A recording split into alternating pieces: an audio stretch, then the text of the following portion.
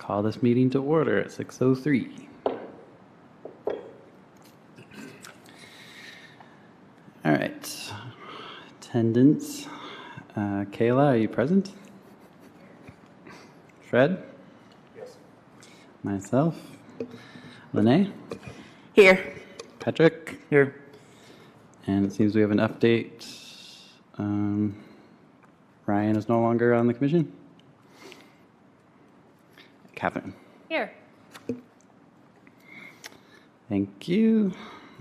Are there any amendments to the agenda before we vote to adopt? Yeah, I completely neglected to include an item that Pam wanted me to include. So if we could just slide in after E3, the third report, the O'Connor Fund Grant Program Update, Michigan Historic Tax Credit Program Update. Pam can come up and speak to that as well. And I can also send out the bill if people want to read through the entire thing as well. But I'm sure that, like MHPN has published some abbreviated updates regarding the topic too. Just depends on the level of investment you would like to make with your time in reading through a bill. So that's the only amendment that I have. Sounds good. Can we get a motion? Oh, wait, Yes. before we do a motion, do we need to resolute Ryan's position or something? I don't think so. Oh. He, as a commissioner, resigned effectually. So Right, but don't we have to say like it's open now and we can, I don't know, I'm just, go ahead. I don't think so. He's formally resigned. We can't hold him. And I'm Like- guessing the website still isn't updated anyway. No, that's on my list. So, but we'll open it back up. I need to put out a call for HDC commissioners as well, and we'll put out a call for HBC commissioners at the same time, announcing that there's one vacancy. So, I move to approve the, is this the agenda? Yeah. Mm-hmm. No. What am I approving? I did the agenda. There's an amendment that they. As amended. With the amendment. Second. Thank you. Next is approval of minutes, but I didn't see them in there. yeah, we just had a hiccup, so we'll just have them at the next meeting. Next time. Public comments, were there any submitted before the meeting? Nope. Any from the audience? Okay. Oh, 1 second, Pam. It doesn't sound like it's on. There we go. Pam O'Connor, City of Kalamazoo. I just wanted to say I was happy to see what I think might be the last version of your work plan. I was concerned by the fact that there aren't hardly any people filling those spots. So I've got my name on 2 of them, and I would encourage the rest of you to put your names on some too. Thank you. Part of the agenda this evening. All right, moving on to reports. Financial report is first. Yep. So I hope and pray that every month I have more than a tenuous grasp on what the financial reports mean. Hopefully I'm sliding in the right direction. So looking at it this month, I finally got access to the system. Getting access to the system to look at the reports is not the same as knowing how to use the system. I learned very quickly. That all being said, we haven't spent any money since last year, so the amount of money that we have is the same as when I found out definitively the concrete number from last year, is what I can assume. I tried to break it down this time and actually make spreadsheets for us, or what looked like spreadsheets until they got printed, so sorry that there's not like the cell lines on them. Hopefully this is a little bit more readable, and then I know that I have some proposed expenses coming up as well, and I tried to outline them as best I could underneath the projected expenses. If we look at the balance, though, $4,890, the expenditures are from the Jimmy John sandwiches that we ordered for the meeting for the O'Connor Fund pre-application, which leaves us with $4,600. when we look at the budgets for this, what we were looking at before, and I just want to back up so we can understand too, is were projections in effect saying that we were going to make X amount of money. So that's why we would always see a figure that was hovering around, let's say, $7,000 or $8,000, because we were projecting that we were going to make that much money. I don't know how much we're going to project to make this year, and I know that I undervalued the amount of revenue that we were going to have because it's just a more realistic approach, I think, and it's the better approach for us because generally we don't have a lot of programming that's going to be bringing in a lot of money. And I know that we've kind of shifted our financial thinking as of late, right, to lean a little bit more heavily upon the O'Connor Fund. Just background for everyone. So there's not sticker shock when we look at the next figure. But coming down to the next figure, the MHPN member registration, that's just to get us back to be members with MHPN, which gives us a discount and is, I think, just the right thing to do, I guess, to make sure that we're supporting that institution as kind of the leaders of nonprofit preservation throughout the state, right? So there's an action on that later, but I just want to present it to everyone now. Next up is the conference. So I struggled when I was trying to figure this out because it was a lot of math when I first budgeted this. That's not why I struggled with it, but it was a struggle. So last year when I budgeted this out, I obviously didn't have the fee schedule for this year's conference, so I used last year's. I think it was pretty close, but I'm not completely positive. Then there's also some funny little things that come in, like we were allotted like 3 or something, right, Kyle? Free passes to the conference because of the amount of money that we donated. That's one thing. Another thing is that we get a discount being like members, and then if we register by a certain time. So I also tried to figure that in, and I hope that my math is all correct. I can obviously check this with Janet if I need to at MHPN.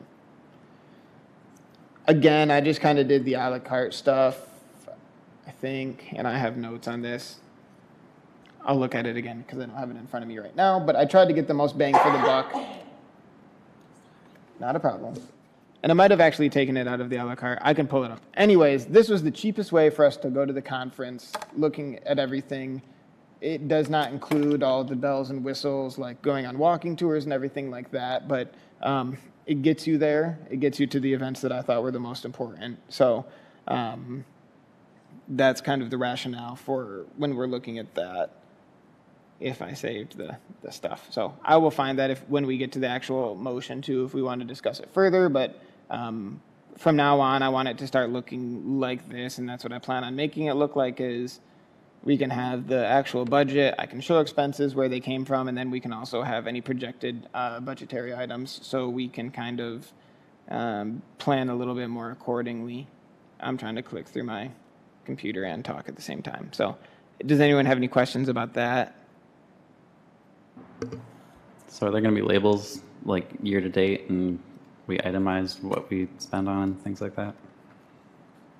Well, since we only had one right now, I think I did write notes in, but they didn't show up on this for some reason. So it might have been outside, and I'm trying to find the spreadsheet right now. But yeah, I can certainly do that. But we'll have a subcommittee that focuses on money matters, so hopefully they'll have lots of input for that.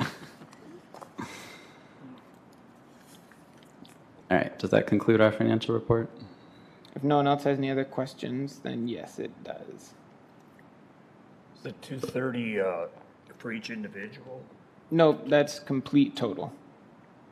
Okay. Do we have to fill out a registration form? I will take care of it for you.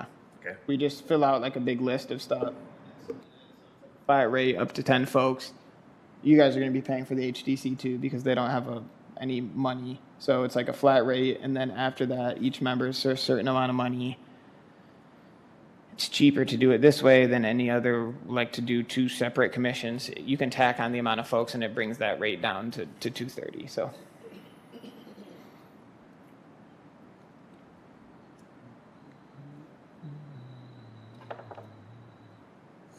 So being down one member isn't going to impact that number? I made this before, Ryan. Let me know. I can go Okay. crunch the numbers again. I think that we should always be paying for the full amount of seats anyways, because it would just be way better if someone came on and could have it, and it turns into like I think, $40 or $50 discrepancies at the end of the day. So to me, it's the smartest thing to do it this way.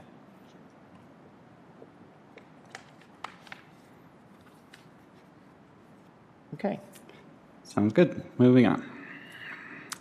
O'Connor Fund reports. So again, I did it this way. To be honest with you, right now, can't find the Excel spreadsheet, and I can only find the PDFs, which is bumming me out. But they took away my notes, and maybe I didn't write notes. Maybe they were just in my head. So again, I'm trying to make it a little bit clearer. So I've shown the balance for both of the O'Connor 1 fund and the O'Connor 2 fund. So O'Connor 1 is $63,727.38 with a cash available balance of $14,968.25. O'Connor 2 has $398,473.25 as a balance and cash available of $57,811.29. That portion is fairly straightforward. I also wanted to include what expenditures we had from this. I know this is something that came up last meeting. I can't remember what. So this was the day before because the meeting last month was on the 14th and the funds went out on the 15th. So the $2,500 came out of O'Connor 1 that we gave to MHPN, just so everyone knows. And nothing has been taken from O'Connor 2. Again, that one's fairly straightforward.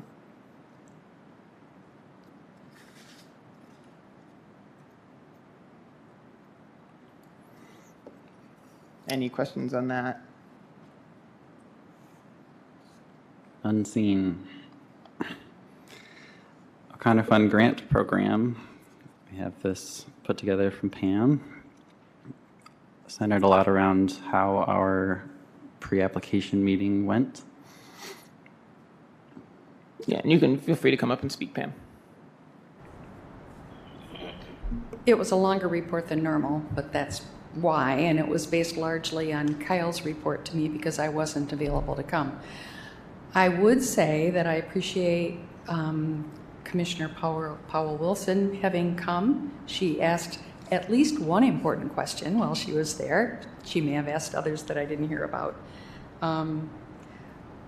I think it sounds to me like things went well. People left with more information. Some people were frustrated.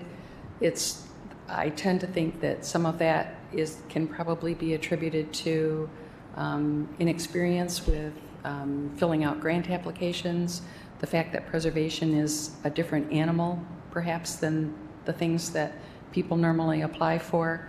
The program is new. They've never heard of it before. That's because it didn't exist before last year.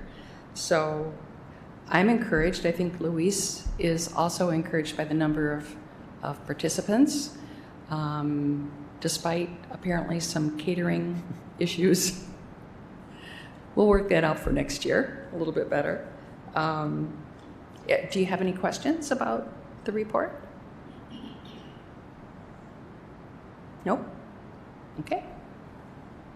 You want me to just stay here for the next item? Yeah, if you'd like to. Catherine, would you like to speak as well? Well, I just have a question, not for Pam, but for Luis. I know that I saw that the O'Connor Fund webpage is up and the application is live, which is great.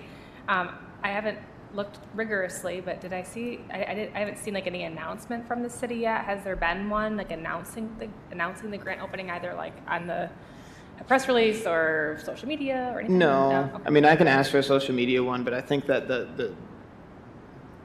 our thinking this time was I personally have reached out to every single person who could apply for this. Okay. So, at this point, I've probably gotten 20 letters bounced back to me from people whose addresses were not listed correctly. That's the nature of the beast, and I'm not going to go out of my way to reach to folks who have not updated their addresses with the city. 30 people showed up, and that's not to say that they're the only people that are going to apply, but again, I can ask Neil to help me put up like I'm guessing what would just be sometimes I think the social media posts, you have to think about the audience that you're trying to get, and that might do better this situation. I think that, to be honest, the 30 pool is probably going to, I think that's almost winnowed down to the folks that we're going to be really looking at now. Yeah, that makes sense. I know that when we held the pre-application meeting that this webpage unfortunately wasn't live yet. And we talked about when it was live that we were going to email out Oh, yeah. at So least the people that came, but preferably like, I guess probably email it just for every single person we sent the mailer to, but Yeah, so that one's not all the way possible. And I'm not going to mail letters back out to everyone. No. Some people weren't able to attend either, but they would email me and say, like, hey, is there a virtual option? Or, hey, I can't make it, so can you send me the information? So for everyone that came to the meeting, I sent out stuff, and I sent them all the material. Can't hear you. Sent them all the materials that we had at the meeting. I also sent them a bunch of links, like the Secretary of the Interior Standards website. I can't remember everything. I think there's like five attachments and a couple links in there. When it went live on last Friday, I emailed everyone too and said, "Hey, this is live." I didn't get that email. I'll go look. You didn't. I didn't send it to Yeah. you, so I just sent it Okay. to the folks. But the website is up. I forgot about it for a while, and I had to put together the HDC packet on Friday. So it was like towards the end of the day. I got a couple of responses so far from folks saying like, "Hey, we passed this along to our grant specialist," or something to that effect. Great. And we'll just see now, because there is quite a bit of time that's elapsed, that will elapse between, the time when we need to take action again. Some folks have reached out to me and said like, "Hey, will this qualify for the grant?" My general thinking on that is, please just submit an application. I don't want to hash it out with you verbally. I'd rather just have it in writing. I did tell some folks during the meeting, or some questions have come up, like, do you think that this is a good idea for a grant? And I said, no, I don't. I think that if you have other stuff with your building, I would really lean into that faster than I would lean into what you suggested. I can't think any of that. Like, I'm not going to say any of the suggestions because I don't want to put anyone on the spot. But, and I'm not trying to do that in a way that's demeaning to them, but I just want them to have the best chance that they can with the grant application, obviously. And if people reach out to me early enough and say, hey, would you mind walking the grounds with me? And if we can schedule that, I'd be more than happy to walk around and say, hey, this might be something that you'd want to look at over this. So we've gotten a couple of those, and I'm sorry, we're getting feedback now, but we've gotten a couple of those that have come out, and hopefully as we continue to move forward, we'll get more of those, and I'll keep you guys updated of what's happening. Okay, great, thank you. Yeah. Some of the, I walked in late and I mingled myself in the audience and could hear some of the concerns they had. And the concerns were that, they're going to do all of that work for the $2,000, a potential $2,000 if, 5 people were awarded. So they were just saying pretty much that it was a lot of work for potentially getting the 10,000 or, just getting the 2,000. So I don't know. I think I talked to you that day when we talked about maybe we need to increase a little bit. I don't know. I'm just.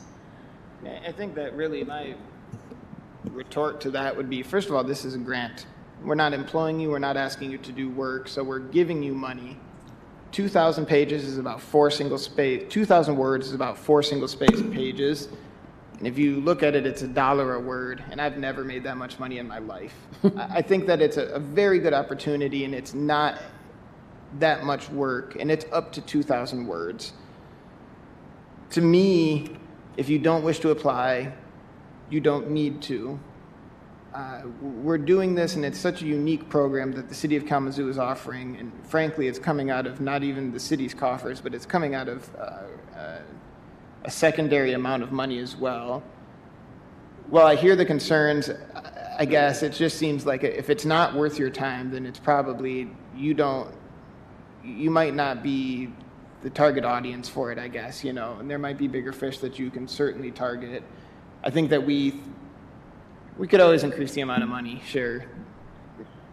This is our second year doing it, and I think that we need a little bit of time to continue to workshop things as well. I tried to quiet some of those concerns a little bit, by saying this is a competitive grant, this is just how it goes. But I don't think that $2,000 for 2,000 words is a very bad deal, in my opinion. And also, one more thing, it's just, I understand, I appreciate hearing the feedback, because I think that is valuable for us as we move forward.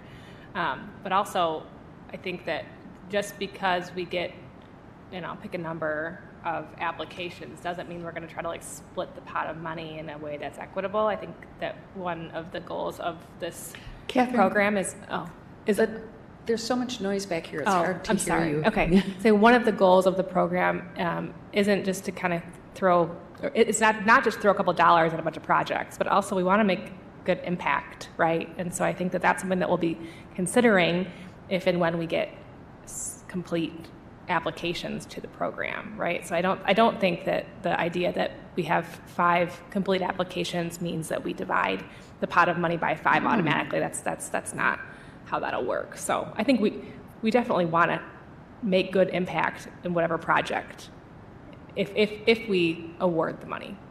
Yeah.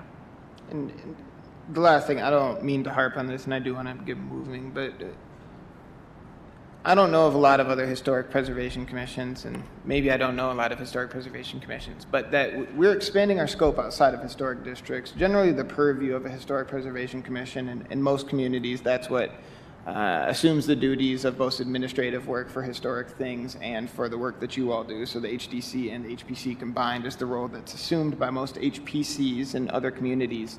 It does not go outside of the historic districts, and we've completely obliterated that by saying if you are in a building that's over 50 years and you meet these other qualifications, you can apply for this grant. That is huge to me. So I can't say to some of these folks, why don't you just go apply for the Michigan tax credit, or why don't you apply for National Register tax credit, because they can't. So this is something that we're trying to leverage the impact of historic preservation in areas that are not in historic districts for whatever reason, good, bad, it doesn't matter. We're trying to say we understand the building that you have. We are trying to contribute to the preservation of that building. Here's an opportunity to get that, and a novel opportunity to get that money at that. So I do think that this is a great program. I appreciate the criticism as well. And I think that it's still in its infancy, so hopefully as we continue to move forward, we will be able to internalize those things and make some tweaks as necessary. I think for sure receiving complete applications with those bids from contractors will help inform our amount. Well, I think too, to me, when I'm looking at a grant application, frankly, grants are about manipulation. We're asking you a question, how can you make your project fit that application? And I think that's just the nature of the rhetoric of a grant. That's just the baseline of it. If you think that this grant is going to fund your entire project, you might need to start reevaluating the thinking of your project, because if you have money in the game, first of all, it's already going to give you some more points if we can see that. Second of all, $10,000 is not going to cover most construction costs, and I don't think that we weren't in the dark on that. But we're not trying to say, hey, we're going to fund a project 100%. This is also reimbursable, so having some other money that can contribute to that, this could cover a portion of that. This could be maybe the thing that finally gets you over the cusp because you needed it. All of this is stuff that I guess I think about. There are certainly grants out there that are super niche that could offer, $100,000, or CLG grants can offer up to $100,000. We are not them, and we are not a large statewide governmental agency. So thinking about the ways in which you're going to use this, thinking about the ways in which you're going to apply to it, looking at our prompts and making sure that you read through the plans and answer the questions in a way that elicits a response for the historic preservation side of things, I think is really important. Obviously, there are things that they're going to have to follow, so these are not ways to weasel through, I don't think, in any means. But if you are not a historic preservationist, then obviously it's not going to be first in your mind. We have given out the tools, I think, to applicants, though, to understand here's what they're asking for. So I hope that they do use those tools. And I'm actually done now, so I'll hand it back to you, And that's Pam. the last word on that. All right, Pam, would you like to speak to us about the Michigan tax credits? Yes, thank you. I don't know what level of familiarity there is amongst the board members with the Michigan Historic Preservation Tax Credit, but I'm going to give a little bit of background so everybody's kind of operating at the same level of intel. Back in 1999, then Governor Engler signed the first tax credit into law. It was a 25% credit against approved rehabilitation expenses, and it became integral in projects all over the state immediately. A decade later, Governor Snyder took office and eliminated that credit. However, in that 10-year period, that program leveraged $71 million in credits. It generated $1.5 billion in investment in the state of Michigan, and it leveraged an additional $251 million in federal level tax credits, which can be joined to the Michigan credit. And all of that created 36 new full-time jobs, or 36,000 new full-time jobs in the state of Michigan. The MHPN, or Michigan Historic Preservation Network, which is Michigan's nonprofit preservation advocacy organization that is putting on the conference here in May, got to work almost immediately after Governor Snyder got rid of the tax credit, or state tax credit, and worked up to bring something back that the legislature at the time could approve. They did that in a 2020 lame duck session. We were all sweating bullets. They passed PA 343, which reinstated the program. It added residential projects as well as income-producing projects, but it had some major drawbacks, and the biggest one of those was that they capped the total credits given out at $5 million. I'm very familiar with the tax credit program. I helped clients use it for 20 years, and one medium-sized project in Detroit can use all of that and more, very likely. So that led to this situation where when the portal opened for applications in 2022, all of the commercial credits were claimed in 5 hours. And the residential credits took a little bit longer, 13 days. Back to the drawing board we went because we knew that wasn't good enough.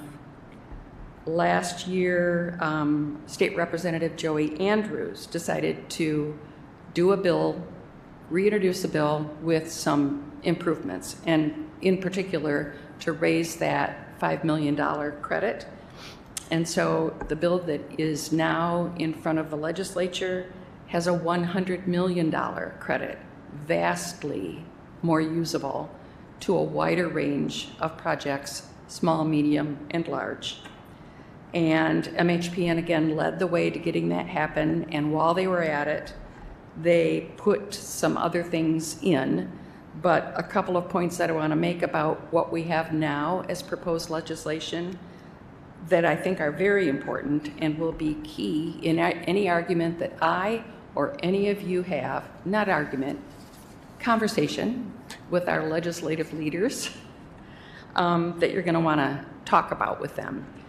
In addition to the fact that the cap is now set in this proposed legislation at $100 million, it will enable preservation projects to help meet Governor Whitmer's new goal of building or rehabilitating 10,000 housing units at all price points in all age groups, and therefore sustainably recycling historic buildings from schools, which have been converted to residential many times, factories, mills,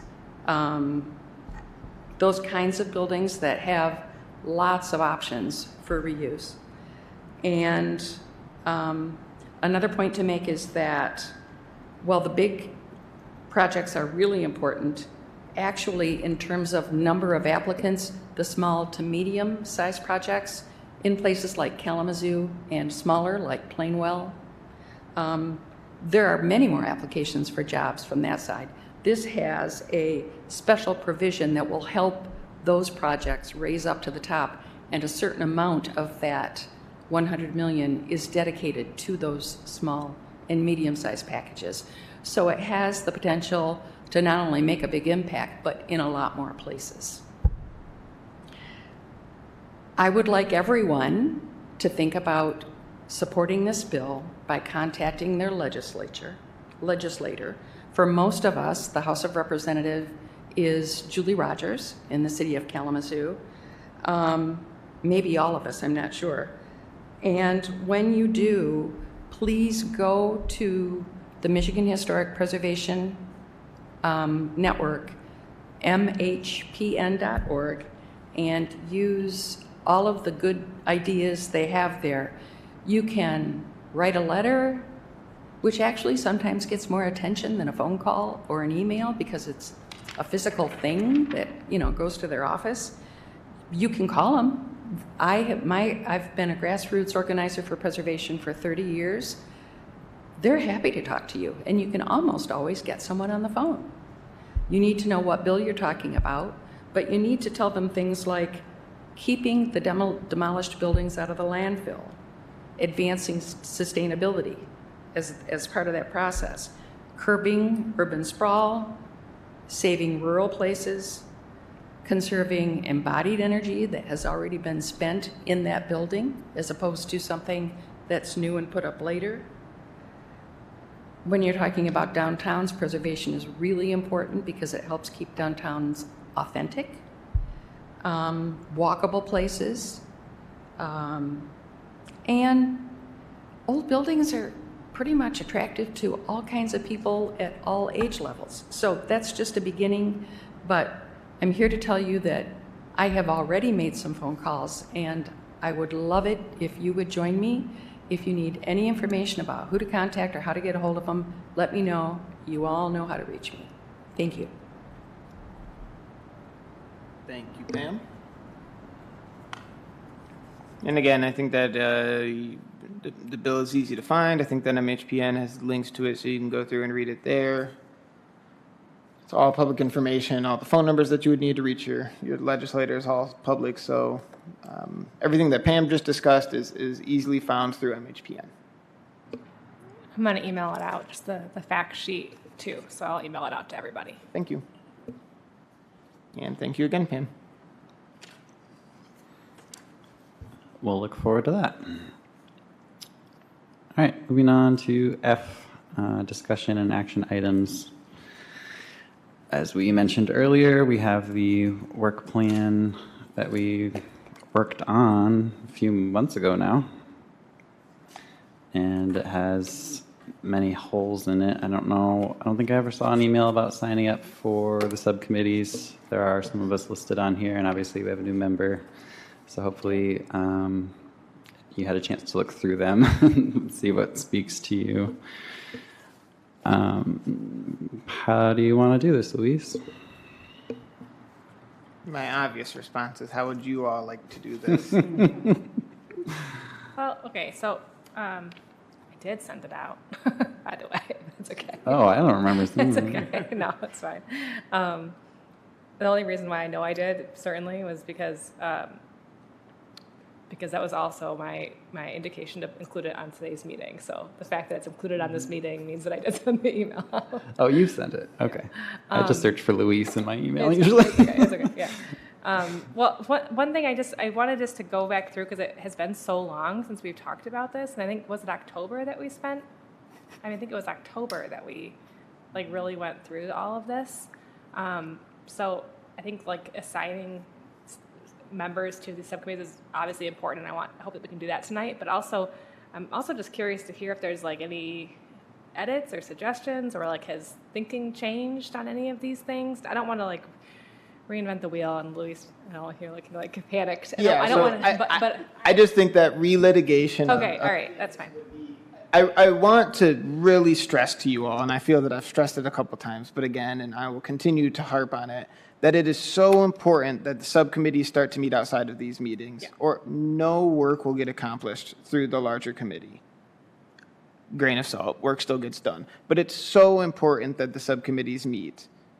I can't always have the super active hand of organizing subcommittee meetings. I can't always have the super active hand of saying, hey guys, let's needle this along a little bit, because one, sometimes I just get busy. I hate it when people say that, but I do get busy. And two, I think it's important that there is the agency of the subcommittee members to take this over. I didn't mean to interrupt you, Catherine, and I understand that revisiting it is something that's good. I think that if we were to look at it at the actual goal level and say like, hey, do we want to keep this or not? We've come so far with the way that we've structured the work plan now. We've really pared it down from the amount of goals that we had before of like 20, let's just say for round numbers, getting it down to, I don't know how many there are, but it's less than 20. So I think that that's important because it gives us time to focus and we can expend the energy. I will also say that if a subcommittee came together under one of these headings and thought, hey, we don't want to do this anymore collectively, that could be completely altered. It could be brought back to the larger group. And then it could be again brought up and said like, hey, do we want to do away with the old one? Do we want to keep it and kind of table it? But, you know, that can be discussed. But we have something new that we think kind of grew out of this, and we'd like to present you guys with the new goal. And it would be the subcommittee's responsibility to draft that new goal, and then also draft the new steps for achieving that goal. If you guys think that it is time right now that we go through it, I will never say that what you guys want to do is not something that's worthwhile doing here. So if you guys do want to go through, like you were saying, Catherine, and look at it stuff, I don't mean to discount that. And I feel bad now. But, No, don't. No, I think what you said makes complete sense. I think what I was just concerned about is that, well, it's been so long and there aren't subcommittee members. So I didn't want people to feel like, well, this is just this document that I now have to, you know, follow blindly. You know, because like there is like the first goal, the due date is like July 2024. That's like real soon here. And there's been all that to say, no, I think that's fine if we move forward. And if there are people that, you know, if nobody wants to do that goal, maybe that's an indication that that's not one that we're going to complete this year. But that a reminder that the subcommittees are more than capable of kind of redoing the goals as new priorities come along. I think that's great. So, okay, thank you. And then, again, I apologize because I wasn't trying to discount what you're saying. Okay. And then a couple things that I would really like to be considered as we move forward with this. First, I know that it sometimes bites us in the butt a little bit, but quorum for this commission is 5 members, which is high. And that's something we could also look at changing because there are our own bylaws. Yes, for the purposes of this, though, that means that you can have 4 people in a subcommittee and you do not need to notice it through the Open Meetings Act. So, you know, use that for your advantage. You know, maybe some subcommittees are better to keep them relatively small. Others might be big and you might want to have that full 4 people on there to be able to tackle something. So, think about that. Also, you know, nothing ends in this room, and I hope that this is the point where we can really fully ingrain that within ourselves. So if you sign up for something and you didn't like it, or if you didn't sign up for something, nothing is stopping folks from getting together at the subcommittee or reaching out and saying, as long as you guys are not convening quorum of folks outside of this room on purpose, which is against the Open Meetings Act, you guys can, you know, try to talk to your subcommittee. If you say, hey, I want to join, and they only have 3 members, you could reach out and say, hey, could I join that subcommittee because I'd like to be a member of that subcommittee. So, you know, I'm not trying to impose work on folks, and I hate homework vehemently, but if there's something that comes up right after this meeting or in between this meeting and the next, do not feel afraid to reach out to those subcommittee members if one has been organized and say, hey, I'd like to help on this. Would that be possible? Please be so mindful, though, that it is not permitted to have the quorum gather outside of appropriate and noticed meetings, because it violates the Open Meetings Act. So I don't mean to harp, but yeah.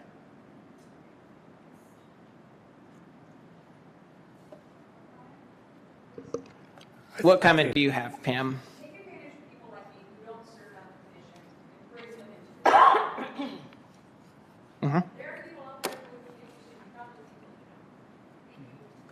I'd say we form the committees, we get moving. It's been dragged on quite a while. And Also, I put if you- forward what I wanted to be on before in the past, but it's not showing up. It's showing up as question marks. the last thing that I'll say, and then I will completely get out of the way, is,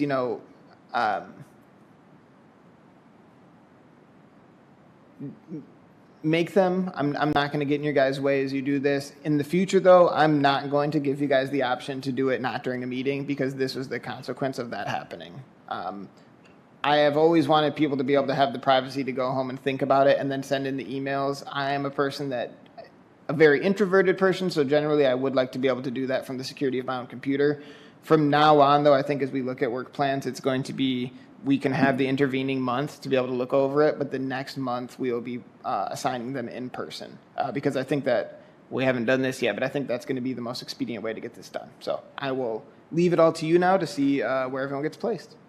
Or Agreed. who gets into what. And I have that document up so I can like put your names in real time as we talk about it.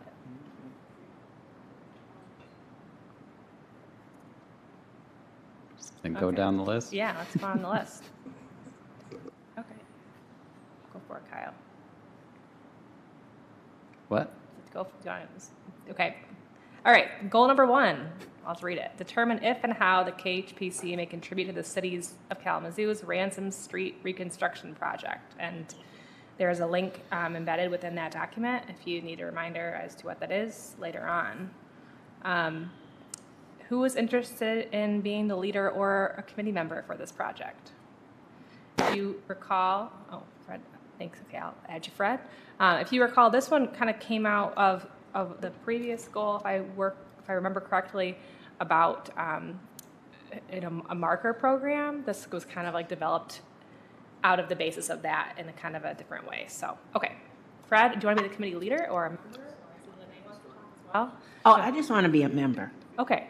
You could be co-leaders. Because then I would be the leader. Are there more people that want to be on it? Or I don't know. I didn't see any hands. Anybody else want to be? So we have Fred as the committee leader for that and Lene as a member. Is anybody else looking? Kayla, okay, great. Okay, wonderful. This one is unique, obviously, being a city project. So Yeah. if you need to reach out to me, you can. Jay Slaby, who I think was the one that really introduced this project to us, is more than excited, I think, to have you guys to assist on this and understand where we can fit in. So Fred, you already know Jay. Jay's email's on the city's website, I'm sure. I don't know where, but I'm sure it's up there. And then I can also be kind of I can do a digital handoff with that too to say, hey, Jay, these folks are interested in getting in touch with you. So if you want that, feel free to reach out to me. Great. Great. Okay. You want me to read number 2? Sure, please. The goal is to develop relationships with underrepresented community groups within the city of Kalamazoo for the purpose of learning those groups' missions and goals and sharing the KHPC's core values, activities, and duties.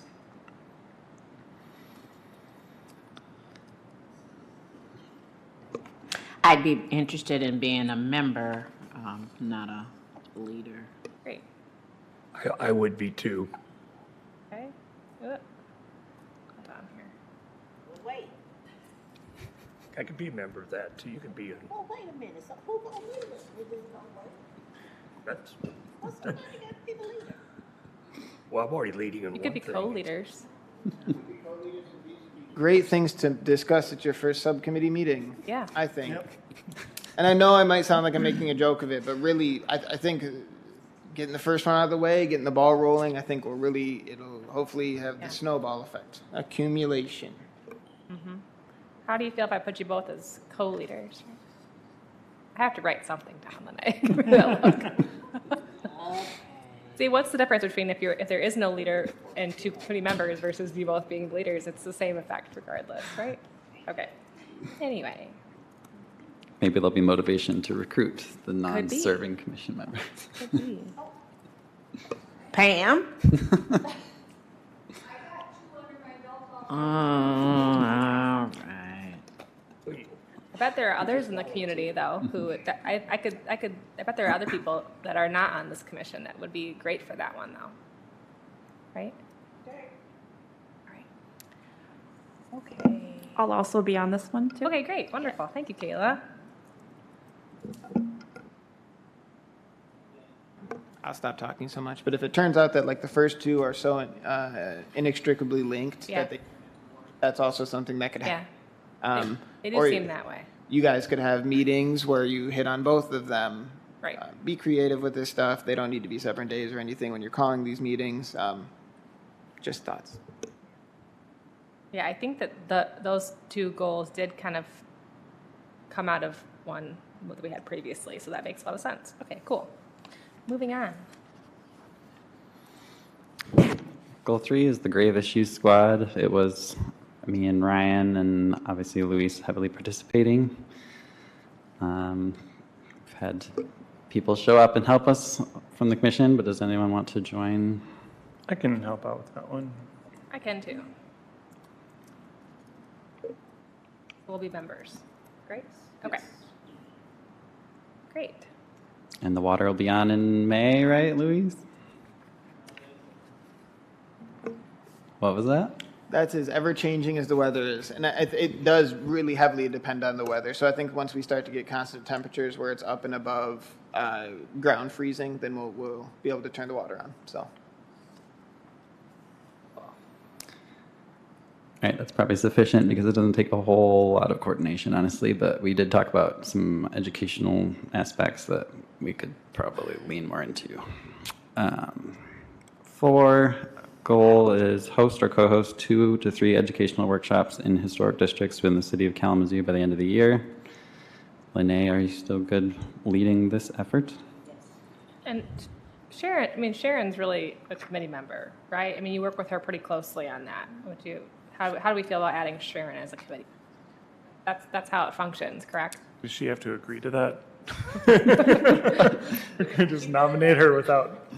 She really doesn't have a choice because we lean on her to get us the information. Yeah, okay. Yes.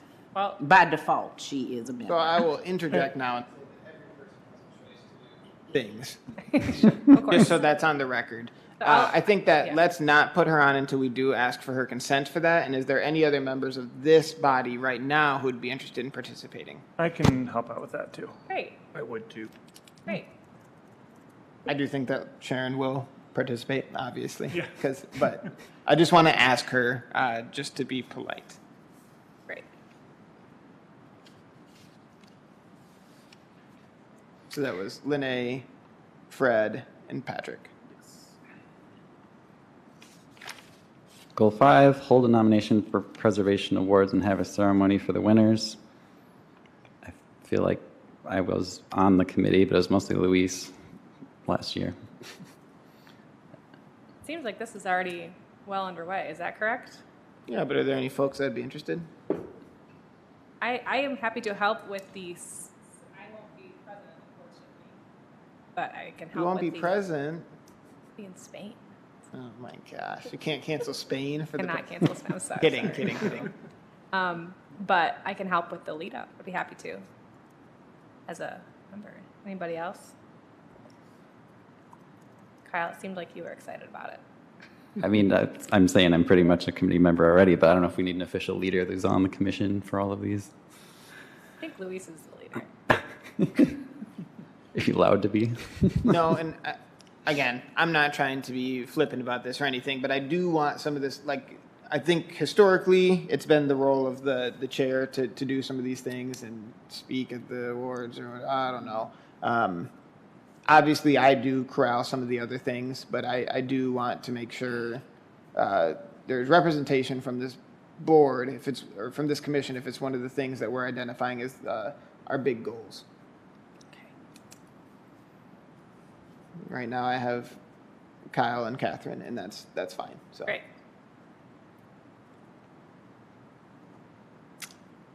Goal 6, manage grants and gift programs from the O'Connor Fund. Good. That's filled out. Are we good there? Yep. I think we have Pam as the leader and Kyle and I as members. If Okay. anyone else wants to join, I mean, Yeah. there's. Anyone else is welcome. Glad to have you. If not, okay. Okay. Goal 7, develop finance ad hoc group for financial understanding and disbursements decision making. leaders listed are Patrick and Catherine. Are you both good with that? Anyone? 1 second. Huh? So obviously, this is going to have to back. These will be recommendations that are presented to the commission. I know that we all know that, but the way that it's worded might not be super clear. Do we want to have more people on one that's going to be dealing with the disbursement of funds?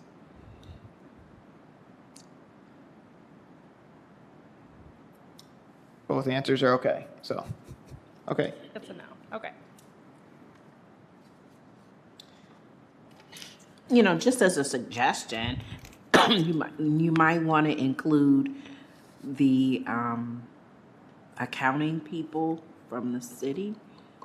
So I think that the thought behind this was less about like working, because we're not trying to be the treasurer necessarily Right. for them, but more so just to have, because of some of the confusion that we've seen in recent years with the different funds and disbursements, that we kind of gain a better understanding and develop guiding principles for the commission, kind of independently of the city.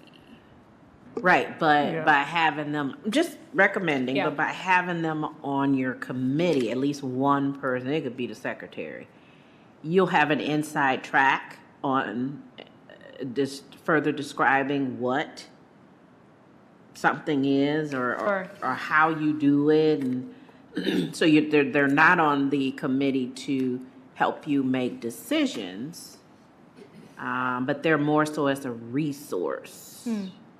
That's just, Yeah, well, it's something that we can investigate. Okay, thank you.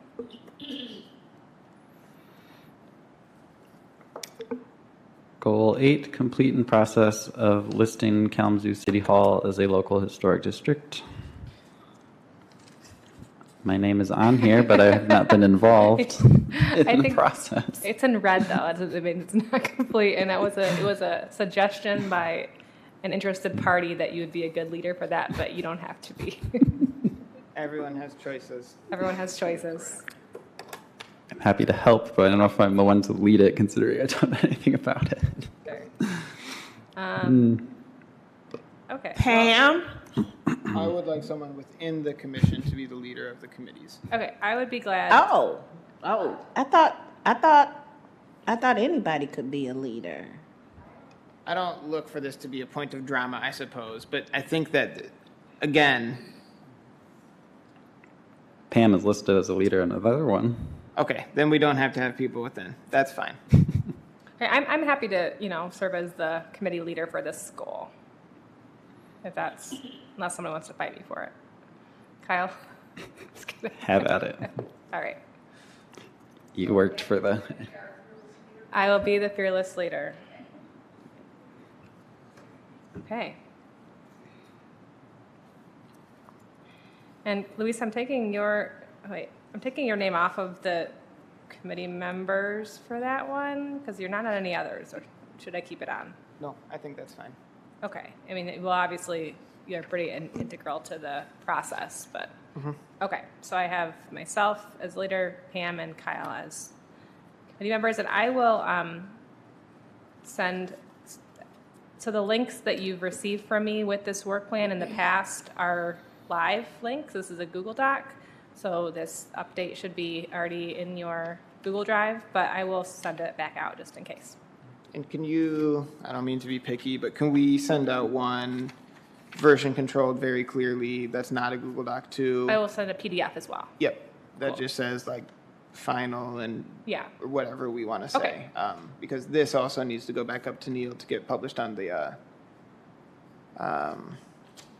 grant website as well, because the work plan is something there as well. Okay, that sounds good. I will do that. I just want to fix some formatting things. Yep, no, and no rush. I just wanted to. Okay, Sometimes, we did. That's okay. I think that was goal 5, and Kyle and I are going to work on it. No, it's okay. Great, thank you. Do we need to adopt that, or is that something that we'll do next month when we see the official version? But to me, the work plan is something that you guys can all do of your own volition. I mean, Okay. subcommittees can be formed. I think if we want formal adoption, that could be fine. I don't know that I want it. I'm just curious if that's. And I didn't, sorry, maybe Yeah. the wrong choice of words. If it's something that we want to use to concretely set it, I think it's an ever-evolving document that you guys have come up with, so I'm not sure if the adoption for this is something that I would feel we have to do. If you guys want to, though, obviously, I'm more than happy to do. Okay, I don't think we need to. Are you I fine? think if we made it and it's on the record already. Great, And it's a okay. live document that we'll adapt to our needs. It's beautiful. Thank sort you. of- Okay, thank you, Catherine. Circling back then to MHPN dues and conference fees, and we'll need a motion at some point. Luis, did you have more details for us? Yeah, and people might notice that the things are ever evolving. I'm trying to write more reports for you guys. Maybe you can get into my head more and see where my thinking is coming from. These ones are pretty basic little reports that I'm writing, just saying that if we want to go to MHPN and we want to become members, we have to vote for it. My obvious recommendation for that is that we approve the disbursement of the funds for the MHPN dues and conference fees. I've pulled up like the page for the registration that Pam shared with us. I have the note written down in a notebook at my office so you guys could see exactly what I was signing for. But once I signed you all up, I'd email it out to you too. Like, here's exactly what I signed you up for. I tried to find the cheapest option to get you into the most things, which I hope doesn't sound like, oh, he's trying to skimp out. But we don't have unlimited money, and I'm trying to make sure that everyone can go. And I'm also recognizing that people work and they might have other things to do during some of these times too. Obviously, I think MHPN is important, but I found what I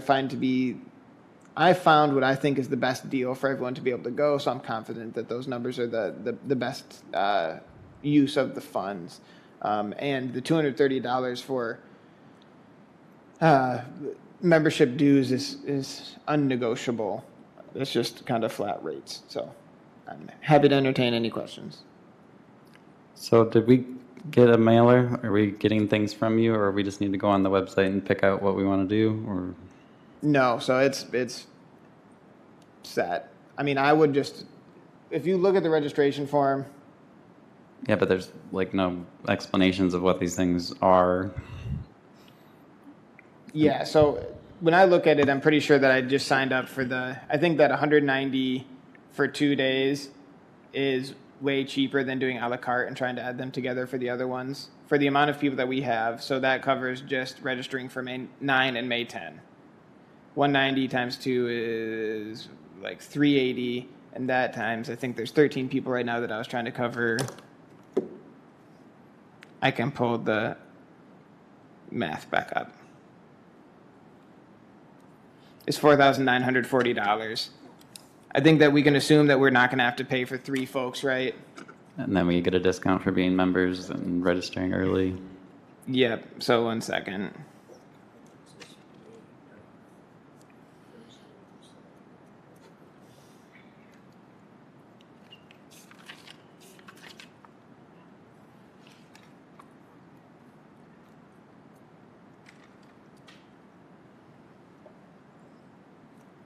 Try 25% for registering. Yeah, this is like doing your taxes. I know.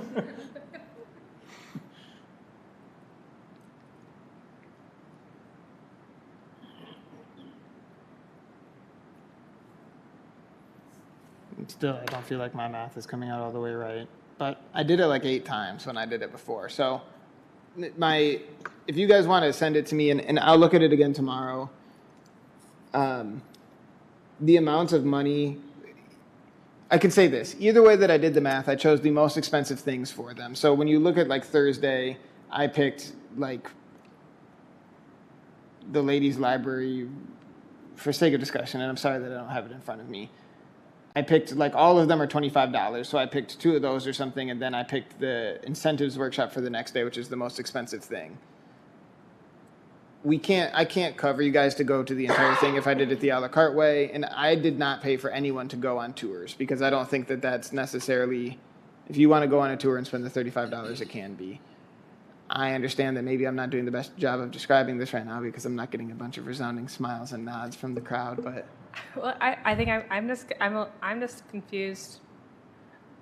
Okay, I'm sorry. And it's part of it is just the MHPN's registration process, and like the a la carte thing is just confusing. The whole thing is confusing. So, okay, just want to clarify. So, did you choose like tracks for each of us individually? I think that we don't need to worry about that if I'm going to be completely frank. I think that if I paid the money and you got there and you were like, hey, I'm part of, if you were anyone and you were Yeah. like, can I just switch? That would be okay. I see. Okay, I see what you're saying. So, but for really, the hope is that we show up on, was it May 9th? Is the first full day, the Yep. Thursday, is that correct? Yep. And then, and okay, sorry, this is going to be something I could look at the brochure again for the umpteenth time. But for the tracks themselves, like for the sessions, not the tours, not the special stuff, but the tracks themselves, are they requesting that you like choose which 1 hour panel session you're attending? It's not No? in there, no. Okay, So I wouldn't okay, worry. that's great. I just wanted to double check because yeah. And I've never been to MHPN where it's so heavily regimented that they were Okay. like, hey, we're checking names off the list and you weren't able to do this. In my opinion, if you show that you had paid in good faith and you actually paid the same value, I think that they would accept like, oh, Luis kind of messed up and put you in the wrong one. Yeah. And we could get that taken care of. Okay. Do you think would it be helpful or possible for you, like when you have the information back in front of you about what the things that you did tick off on these boxes a la carte, to send that out to us? Just So I to, really think that I think that I just did the 2 days. okay, My great. math didn't look good when I just did it again, but Okay. So as far as us voting for this allocation tonight, we could say not to exceed $230 for the member registration and $2,800 for the conference registration.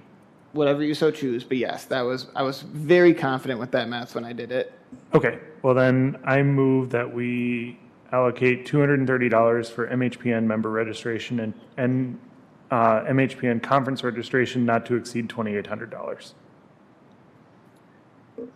I second. Oh, it's a financial, so we have to roll call vote, right? We do. I guess I'm still not following why it would be so expensive for us to attend, but 13 people. We're gonna pay for both commissions. Sorry, and if No. that could that have makes definitely been big game changer there. So for anything that we're gonna do, I do want to offer the HDC the same opportunity to be able to attend. Yep. They, for whatever reason, in the conception of that commission, were not given a bucket of money. I understand why, I guess, but I still want to give them the opportunity to attend as well. And we don't want to account for our 3 comped positions. I think that I put it in there because I know that I'm sure that I did, and I'm sorry that I don't have the math in. We're not going to pay for, obviously, like Unprepared. I will not make. We're not going to pay for Ryan to go if he's not going to be here and he resigned. And I have 3 vacancies, more or less, on the HDC, but members can still serve even if their term has been expired. So Shouldn't that be a vote to help pay for HPC? Did I say that right? DC. Thank you. Shouldn't that be a vote since it's coming out of HPC for HDC? I think that's what we're doing right now. Lene is asking, do we need to be covering HDC? I think the answer is, I think we do. I think that, but I'm but I think- I'm not debating that we probably should. The point is, shouldn't it be a vote that we're saying that we will be covering specifically for HDC? Because they're not a part of this commission.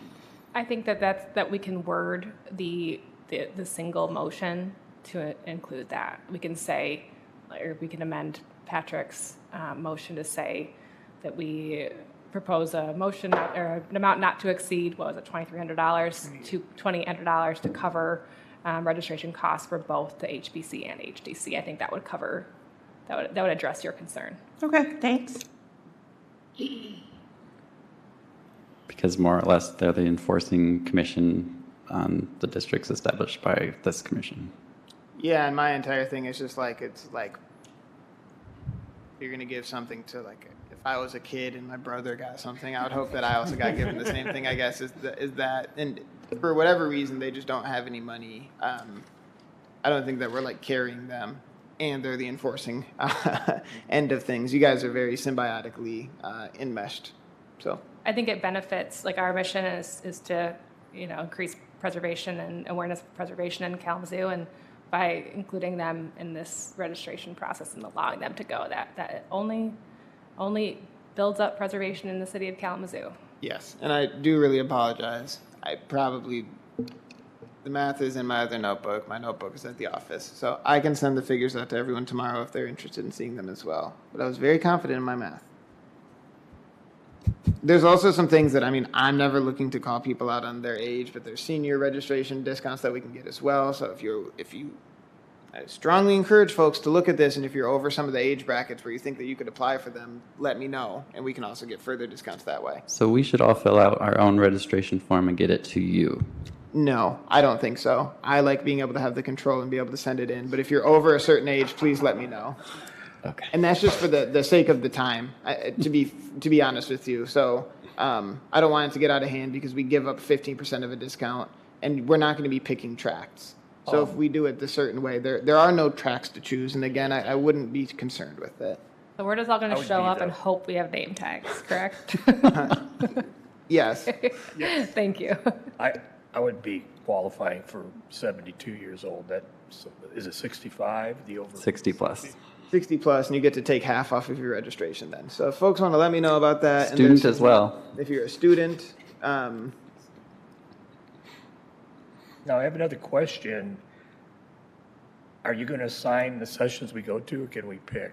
nope. So when you guys get there, I leave that part to me. You guys will not be confined to any sessions. And the way that it's set up, so the second attachment in my agenda report was the registration, and it doesn't look like it's like, I want to go to this one, this one, this one, and this one. It's just, I'm signing up for day one, I'm signing up for day two.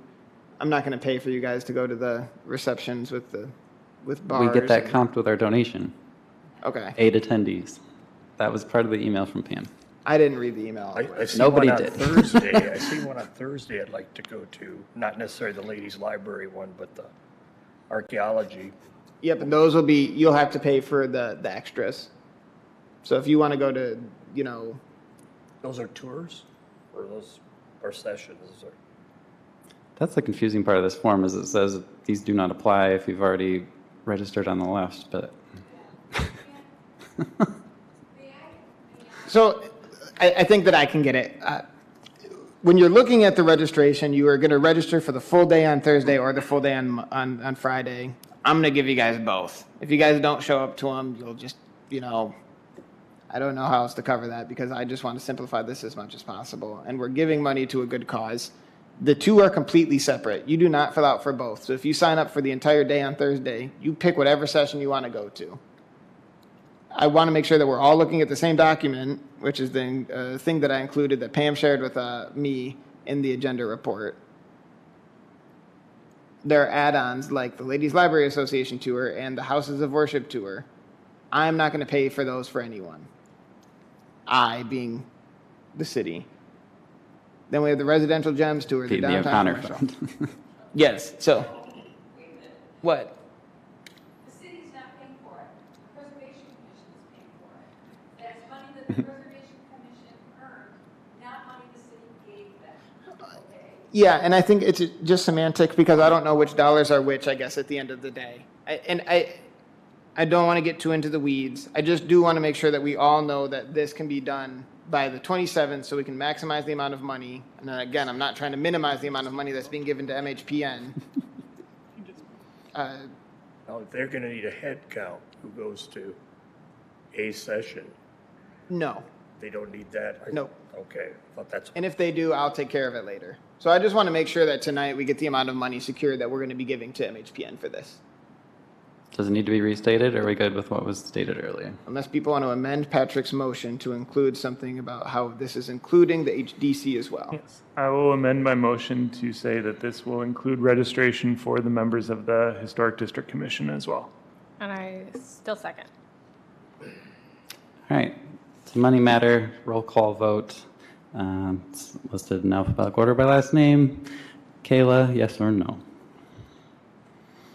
Yes. Fred? Yes.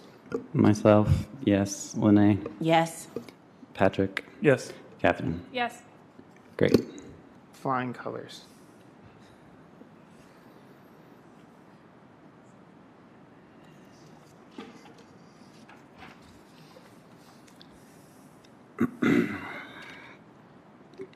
Next is the annual report. I trust that you've all had the time to read it before because I'm not going to read the entire thing to you now. It's just a letter, right? In essence, yeah. There are 2 typos I'd like to point out. Okay. At the bottom of page 1, at 606 Stewart Elementary, I think it just should say Avenue or Boulevard or I don't know, whatever. Probably. Yeah. And what's the other one? And then in the last conclusion paragraph, there's a sentence that is just Kalamazoo, period. Can be taken out. Yes. Any factual errors? Wait a minute.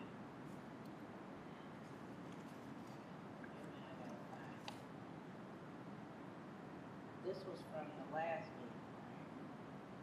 meeting. No, this is a new document that I drafted.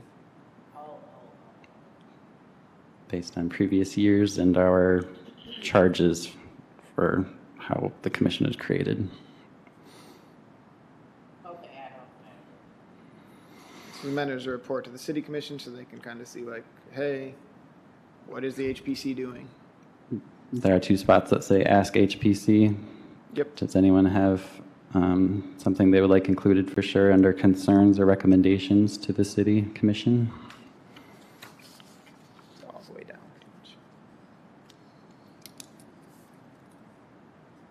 Is that perhaps maybe somewhere we talk about City Hall if that's one of our goals? How do you feel about adding a recommendation to list City Hall under on this document? It's what your guys' concerns. Okay. That would be another recommendations component, not the concerns. I mean, Okay, yeah.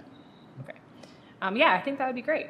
Said maybe in 2024, the Historic Preservation Commission hopes to complete the process for listing the City Hall on the National Register or something like that. You can finesse it. Yeah, I was going to say, aren't we doing a local district? Oh, I'm sorry. Yes, I'm so sorry. Thank you. That has the actual teeth for protection. Yes, of course. That requires some movement from the commission, correct? Not our It- commission, but, It does, yeah. Yes. okay, so is there a specific ask that we can have in there as far as a recommendation or something like that? Like we recommend they take this up in, Yeah. What do you, Again, you can ask anything you want. That has nothing to do with the formal process. It would be a formality to ask them. And So this was not presented yet to the city commission? I really think that this is a very complex issue. that's why I'm asking the question, Yeah. is I know this is a complex issue, so I didn't want to, No, and I Yeah. appreciate. by wording some of it, that Yeah. we will. I appreciate the needling. I am trying to navigate this one as delicately as I can. Yeah. Yeah, so I mean, I think that obviously you guys are a board who is concerned with preservation, so moving it forward to the city commission, it would not be unheard of for you guys to say, we think that this should go forward, we think that the city commission should adopt our recommendation or move to, or finally approve, whatever word we want to use, the nomination of City Hall as a local historic district. great. So do we need to draft something for you?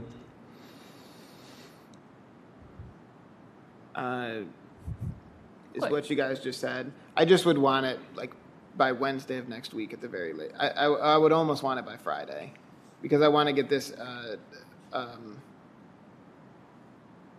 I want this to go in March to city commission. Sure. And it's only like, it would just be a sentence or whatever. But if you guys would like to, yes, please feel free to. Okay, I will do that.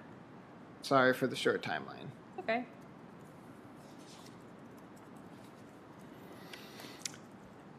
Any other input for the annual report?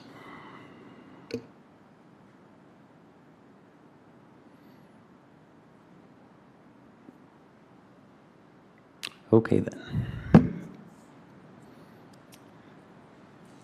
Moving on to the coordinator's report.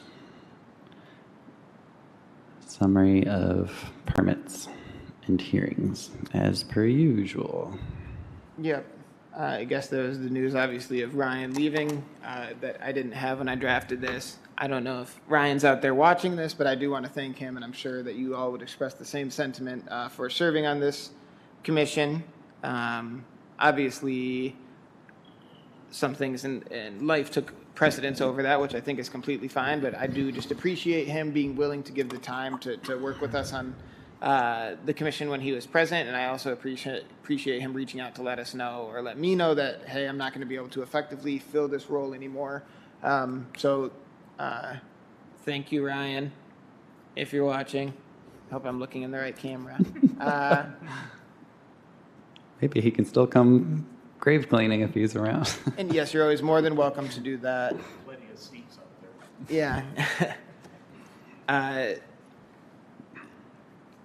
The Kramer Design Group, who's working on our survey, has steadily still been making progress. They've sent me some draft reports. That's going to be a very long process.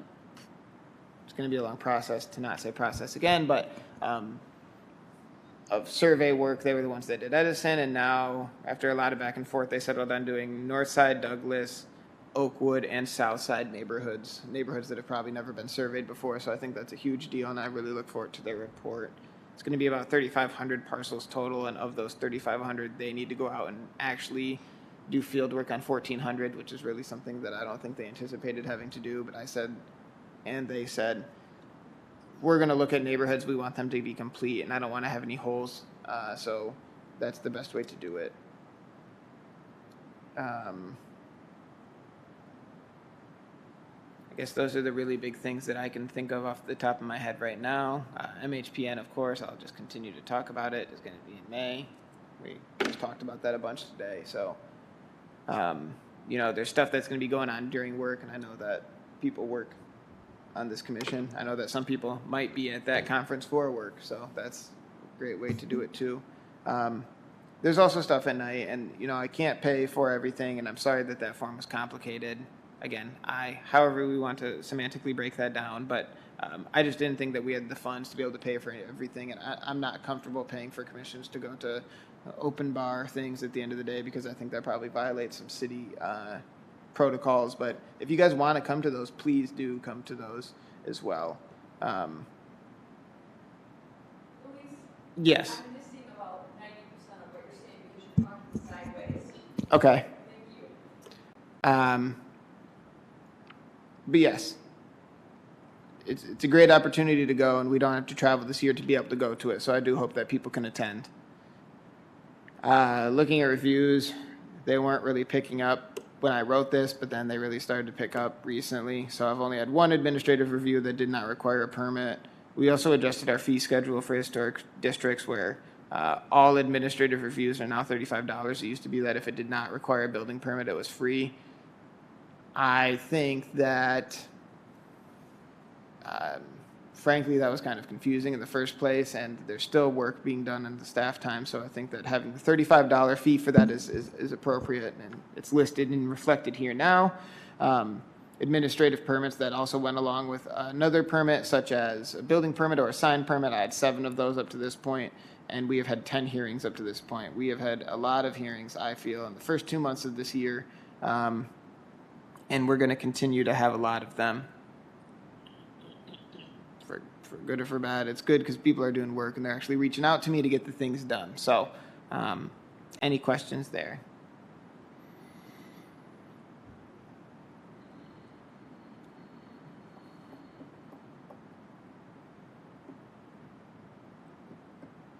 Okay.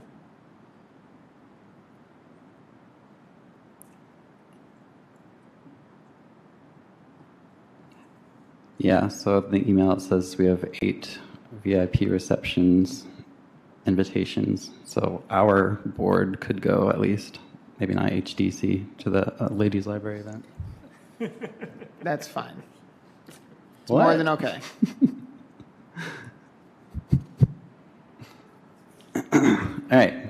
Thank you for the coordinator's reports. Commissioner comments. I'm just going to cut it off and say, well, I need a vice chair if I'm not able to attend a meeting. So I don't know if we can resolve that now. That's kind of an action item thing, but we assigned subcommittee members, so I don't know. I don't know if that's, I would have to dig into Robert's rules, I guess. We can slate it for next time. We can have elections of officers at next meeting as well. If you think that that would suffice. I think in the event that we didn't get it done and you needed to be absent next month as well, I'm sure that one of your co-commissioners would step up to the plate, or the gavel as it is, and take over the responsibility for chairing the meeting as well.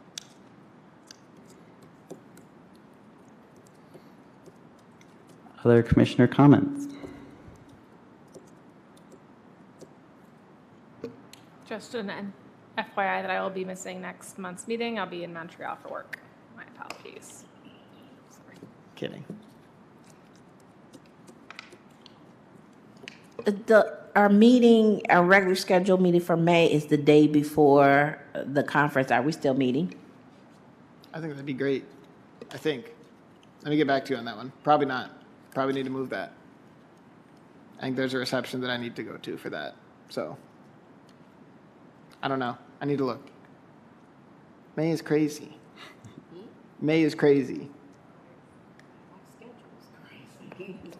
So we're still going to try to put on other events for Preservation Month besides hosting the conference.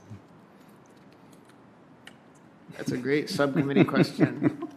We're still going to have the awards of merit, hopefully as late as we can in the month again. I think it's a nice cap to everything. We haven't set a date. No, I'm just going to reach out to FBC again or KNAC again, unless people are really like, we need to change a venue. I think it's a neutral central location, and I think it's a great place to host them.